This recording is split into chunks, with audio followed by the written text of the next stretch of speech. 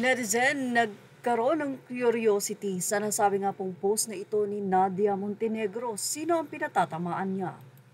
Say ni Nadia, ginawa ko kung pwede ko lang silang awayin para sa'yo, ginawa ko na. Kaya lang ibang tao na tayo.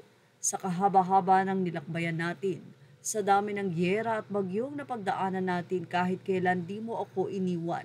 Kaya andito lang ako, nakasubaybay, nakaalalay, nakahandang protektahan ka at ang mga mahal mo sa buhay. Ang daming umapel, ang daming umeksena, ang daming nakiagaw ng huling sandali at oras mo sa kanya. Pero you stayed dignified, strong, and gracious. Walang nakakaalam ng tunay na storya. Madaming nagmamarunong, pero tulad ng sinabi mo, wag lang nilang katiin ang mga kapatid ko. Ganon din ako, best friend. Huwag ka lang nilang saktan. Baka magbalik ang dating tayo. Hahaha, mas matapang, nasa tama at kahit kailan wala kang inagrabyadong tao.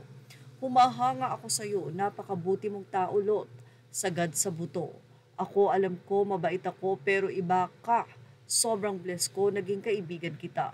Salamat superstar, kung wala ka wala akong lot-lot sa buhay ko. I love you, Lot.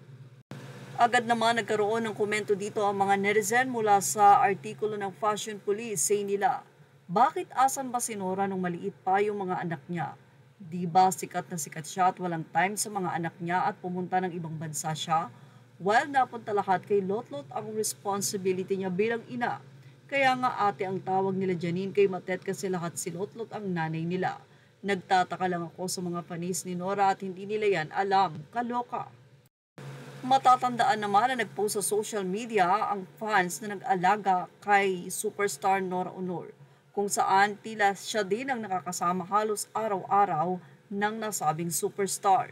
Kaya naman maraming kwento ang nasabing fan na ito. Pero ayon sa post ni Nadia, may mga kwento na hindi alam ng mga tao. Say pa ng ilan, di perpekto si Nora na nanay, pero pwede ba? Di naman perpektong mga anak sila. Ang tagal di kinubo ni Lotlot si Nora Si Matet nagwarla pa sa tuyo. Umalis si Nora for almost a decade, pero di naman siya nagpasarap doon sa Amerika. Balita nga naging tiyaya pa at caregiver. Tsaka kung makademand ka kay Nora Wagasa, bakit si Nora ba lahat gumawa ng 5? Yung 4 doon, dinala lang sa kanya. At sa awa niya na kung ano mangyayari sa bata, inampon na lang niya. Get your facts straight. Huwag kang syunga. Madaling manisi lalo na kung wala na yung taong sinisisi mo. Matatandaan na sa isang interview, sinabi ni Matet na sobra ang kanyang regret. Iyan ang pag-amin ni Matet. Sa pa ng ilang netizen, nakakaloka din naman kasi yung ibang fanay ni Nora at bashers ni Janine. Nawala na nga sila, iniintrigan nyo pa. Itong mga fan ni Nora, sure akong mga enablers kayo at alam nyo ang kwento ng mga yan, pero hindi lahat, kaya huwag magmarunong. Ito naman si Nadia, gusto pang magsimula ng gulo sa caption niya. Ano nga bang issue? Na-curious tuloy ang mga tao. Sino ba yung umiepal? Post pa kasi ng post itong si Nadia.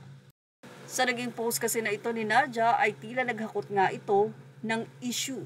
Say pa ng ilang netizen, better for Nadia to keep her mouth shut. Let the issue die a natural death, ika nga. Kung ano man ang gulo, hindi pagkakaunawaan ng pamilya nila, dati hayaan na. Actually, sa post ni Jen Morera ang nag-alaga kay Nora Honor, sinabi niya na wala naman daw umiepal. Actually, walang issue. Kaya nagulat siya dahil may post na ganito si Nadia. Ibig sabihin ba nito ay nag-o-open sa kanya si Lotlot? At sino ang tinutukoy ni Nadia na umiepal? Kaya naman sagot ni Jen Morera, walang umiepal. Sadyang marami lang nagmamahal kay Ate Guy. Kaya sa ng mga netizen, actually ang nag-alaga daw kay Nora ay 2 loyal fans niya nung magkasakit siya. O naman, tumigil ka na dyan, Nadia. Ayusin mo ang magulong buhay mo at sarili mo bago ka makisali sa imaginary away. Yan naman ang naging advice ng mga netizen. Well, yan ang ating Showbiz Snap update. Images are all credit to the rightful owners. Thank you for watching. Please like, share, and subscribe.